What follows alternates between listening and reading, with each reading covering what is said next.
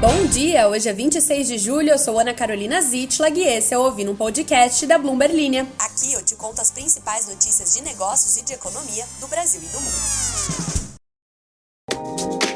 Alô, muito bom dia, vamos de quarta-feira então, né? E uma quarta-feira especial. Hoje é dia de FONC, o Comitê de Política Monetária do Banco Central dos Estados Unidos, que vai dar aí o sinal que o mercado tanto quer saber. Deu de aumentar juros ou ainda tem um caldinho pela frente? A decisão saiu hoje à tarde e a Bloomberg Linha vai acompanhar todos os detalhes. Hoje também vamos falar aqui no podcast sobre uma grande fofoquinha de negócios, dessa vez entre duas varejistas globais de moda. A H&M está acusando a Shein de copiar suas peças de roupas. Bafão. Também falaremos sobre a Copel, a Companhia de Saneamento Básico do Paraná, que tem a ver com você, ouvinte que mora no Maranhão, ou em qualquer outro estado que não seja o Paraná. E, finalmente, vamos falar sobre como a Disney pode adiar algumas das suas produções do segundo trimestre por conta da greve dos atores. Bora lá? Não esquece de se inscrever aqui no podcast, de ativar as notificações e todas aquelas coisas que eu sempre falo. Tá bom? Vamos para as notícias. Enganei vocês e vou começar com uma notícia que não estava na abertura. É que o Índice Nacional de Preços ao Consumidor Amplo 15, o famoso IPCA 15, considerado uma prévia da inflação oficial do país, teve uma deflação de 0,07% em julho, em meio à queda nos preços da energia elétrica. Os dados foram divulgados nesta terça pelo IBGE. O indicador é o último dado de inflação a ser divulgado antes da decisão de juros do Comitê de Política Monetária do Brasil, o Copom, na próxima semana. Porque a gente é diferentão e dessa vez, enquanto tá todo mundo decidindo os juros nessa semana, a gente vai decidir na semana que vem. A maior parte das apostas daqui estão concentradas em um corte de 0,25 ponto percentual da Selic para 13,50% ao ano. Já lá nos Estados Unidos, existe uma unanimidade entre os analistas de que o Fed deve optar por uma alta de 25 pontos base hoje. A expectativa também é que o Banco Central americano deixe a porta aberta para outra alta mais à frente. Cai aqui, sobe lá, com implicações para os nossos mercados, como temos conversado nos últimos dias, principalmente no câmbio, com os investidores tirando o seu dinheirinho dos países emergentes como o Brasil para levar de volta para os Estados Unidos enquanto os juros seguem subindo por lá. Olha a treta! A varejista de fast fashion Shein, ou Shein, é a varejista chinesa que você compra suas blusinhas, está sendo processada pela H&M por uma suposta violação de direitos autorais em Hong Kong. A Zoetop Business, entidade com sede em Hong Kong que antes era dona da Shein, está entre os réus, assim como a própria Shein, de acordo com uma ordem judicial emitida em julho de 2021 e recentemente obtida pela Bloomberg News.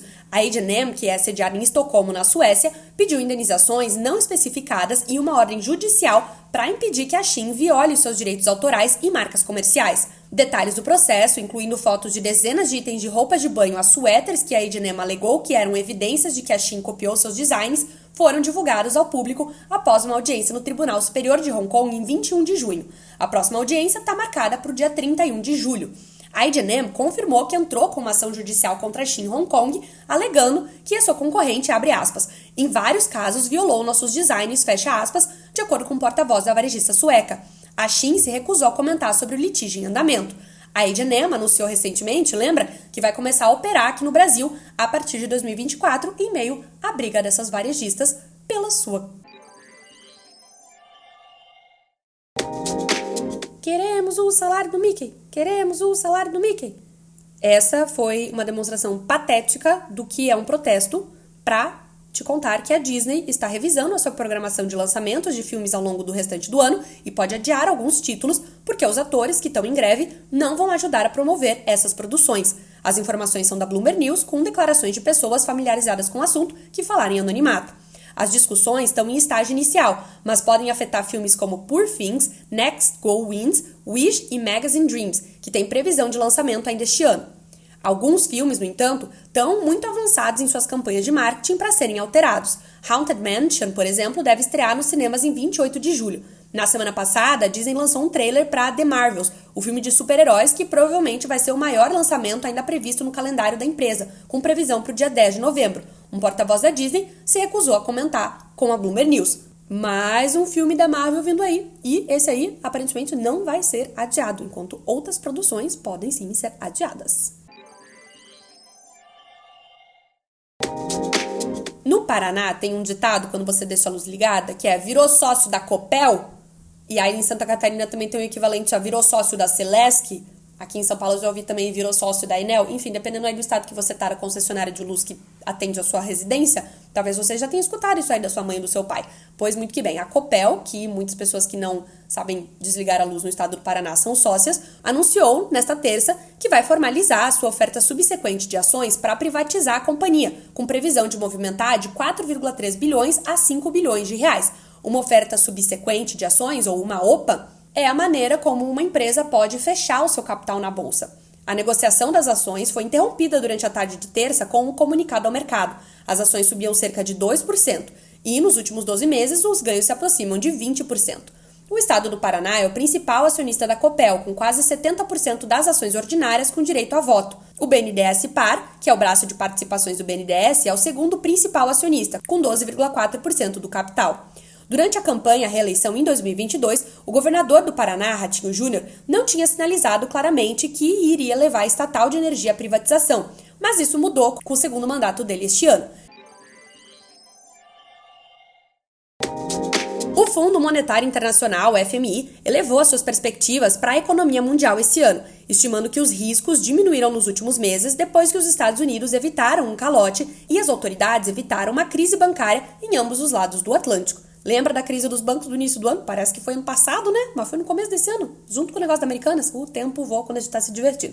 O Produto Interno Bruto, PIB global, vai expandir 3% em 2023, segundo o FMI, em uma atualização da sua perspectiva econômica mundial divulgada nesta terça. Embora ainda seja uma desaceleração em relação ao crescimento de 3,5% do ano passado, é um crescimento mais rápido do que a sua projeção de 2,8% em abril. O fundo sediado em Washington manteve a sua expectativa de crescimento global para o próximo ano inalterada em 3%.